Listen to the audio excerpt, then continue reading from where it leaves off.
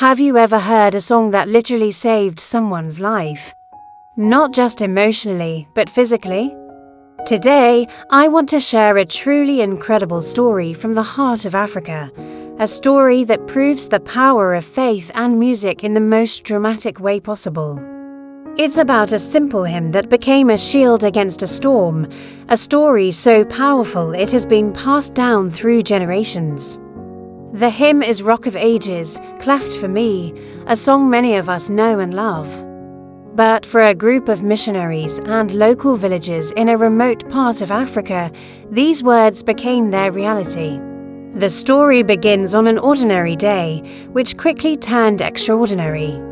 A team of missionaries was working alongside local community members, building a school. The sun was high, spirits were good, and the sound of construction filled the air.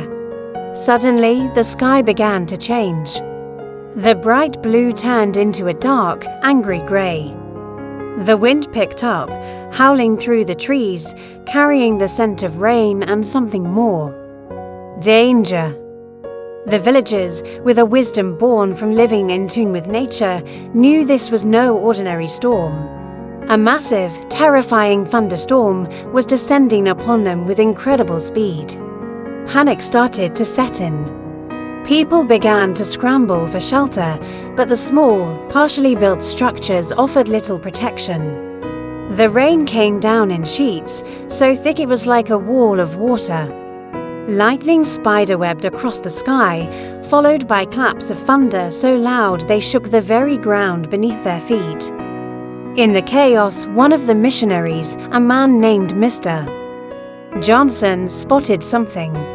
Near the edge of their camp was a massive rock formation, a small mountain of granite that had stood there for centuries. It had a deep fissure running through it, a large opening like a cave. "In that," he shouted, pointing frantically.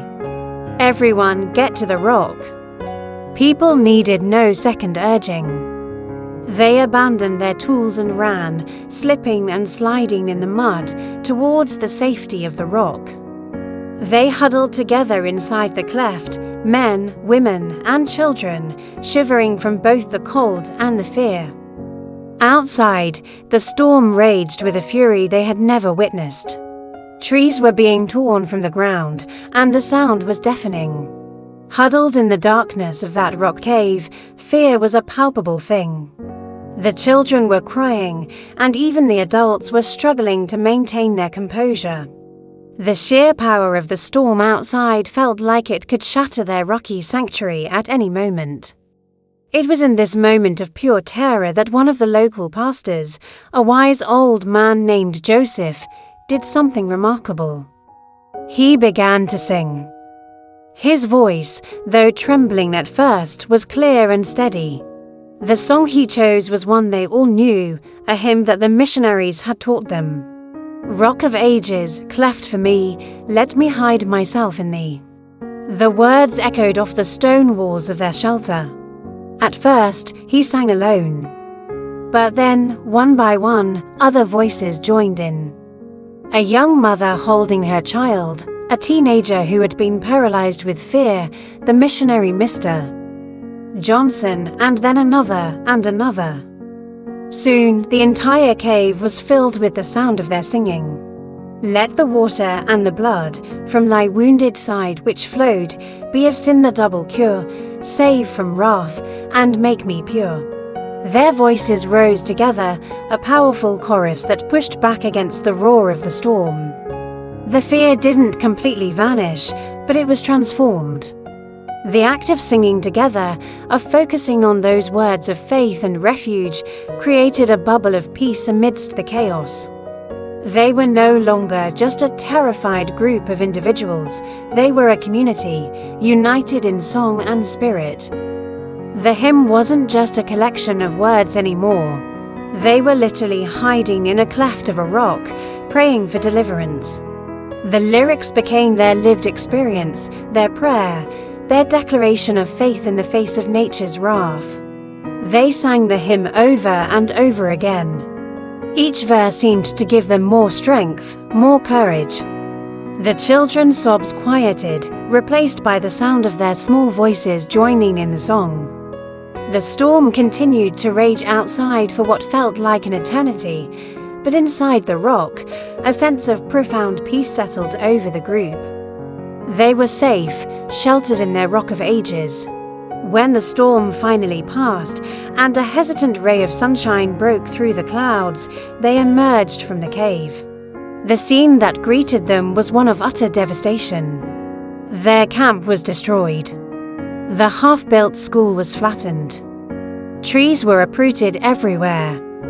It was clear that if they had been caught out in the open, no one would have survived. But as they looked at the wreckage, there was no despair. Instead, there was a sense of awe and overwhelming gratitude. They looked back at the giant rock that had saved them, their fortress in the storm. They had been spared. Their lives had been protected by this literal rock, and their spirits had been fortified by a song. This story spread like wildfire through the region. It wasn't just a tale of survival, it was a testament to faith. The hymn Rock of Ages took on a whole new meaning for the people there. It became their song, a reminder of the day God provided them a physical and spiritual shelter. The missionaries reported that after this event, people came from miles around, not just to hear about the miracle, but to learn the song that had been their anchor. What I love most about this story is how tangible it makes the promises we sing about. We often sing these hymns in the comfort of our churches, and the lyrics can sometimes feel abstract. But for this group in Africa, the abstract became concrete.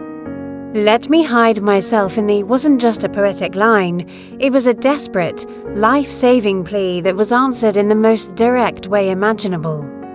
It reminds us that our faith isn't meant to be a fair-weather affair.